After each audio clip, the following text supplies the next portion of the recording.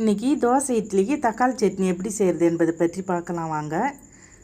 பழுத்த தக்காளியை 1 கிலோ தக்காளி எடுத்துக்கலாம். 1 கிலோ தக்காளிக்கு 2 வெங்காயம் போதும், 4 பூண்டு பல் போதும், கொஞ்சமாக இஞ்சி போதும். இஞ்சி அதிகம் போட வேண்டாம், வாசனைக்காக போட்டால் போதும். நான் 3 காஞ்ச மிளகாய் எடுத்துக்கினேன். இந்த மிளகாய் காரமாக இருக்கும், அதனால் நான் 3 எடுத்துக்கினேன். நீங்கள் காரத்துக்கு ஏற்ற மாதிரி கூட்டிங்க குறைச்சிங்க. அடுத்து கருவேப்பிலை கொத்தமல்லி தழை போட்டுக்கிறேன். தக்காளி சட்னி டேஸ்ட்டாக இருக்கும்.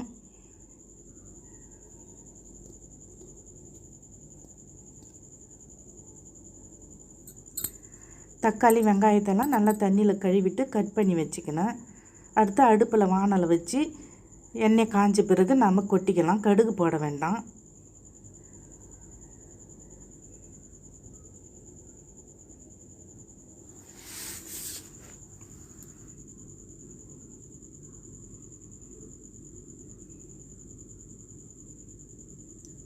நம்ம தக்காளியை மூடி போட்டு வேக வைக்கலாம். 5 நிமிஷத்துக்கு ஒரு தடவை மூடி வச்சு கிண்டி விடலாம். தக்காளியோட தண்ணியில் நல்லா வெந்துடும், அடி பிடிக்காது.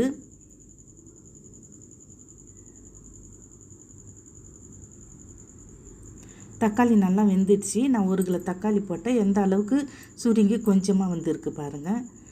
தக்காளி நம்ம ஆற விட்டு தான் மிக்சி ஜாரில் போட்டு அரைக்கணும். சூடாக போட்டு அரைச்சோம்னா மூடி திறந்துக்கின்னு மேலெல்லாம் வாரி அடிச்சிடும்.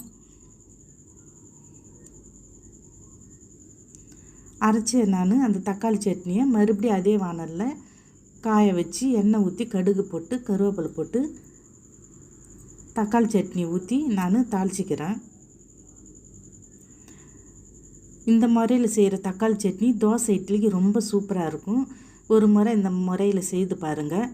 அனைவரும் சப்ஸ்கிரைப் பண்ணுங்கள், லைக் பண்ணுங்கள், ஷேர் பண்ணுங்கள், கமெண்ட்ஸ் பண்ணுங்கள்.